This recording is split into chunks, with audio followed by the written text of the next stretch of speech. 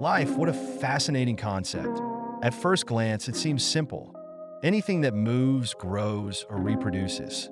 But when we dig deeper, we find that defining life is far more complex.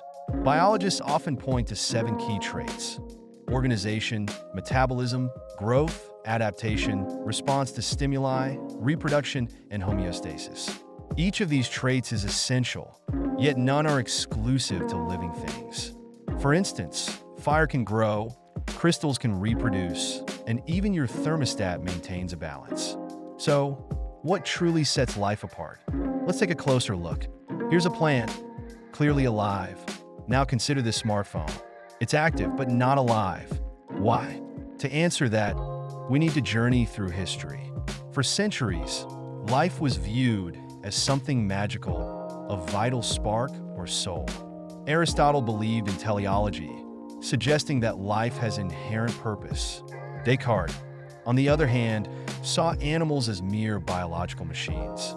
Then came the 19th century, a pivotal time when Darwin introduced the theory of evolution and Pasteur disproved the idea of spontaneous generation.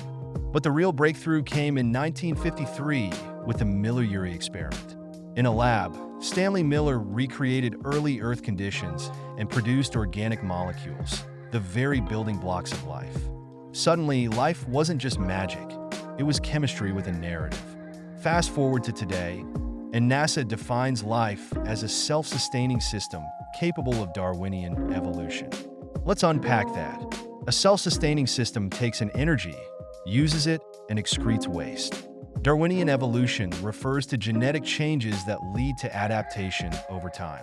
Yet, even this definition has its challenges. Take viruses, for example.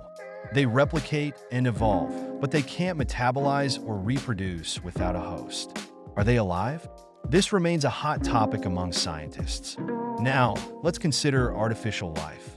If we create a machine that can evolve, does that make it alive? The lines between life and non-life are increasingly blurred. Perhaps life isn't a strict checklist, but rather a spectrum. Philosophers argue that life is about processes, not just the matter itself. And what about alien life? Could it be so different that we wouldn't even recognize it as life?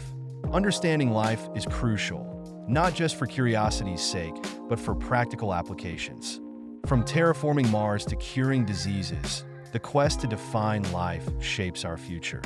So, as we ponder this intricate question, we realize that life is chemistry, evolution, and perhaps even a touch of poetry. It's a complex web of processes that continues to inspire and challenge us.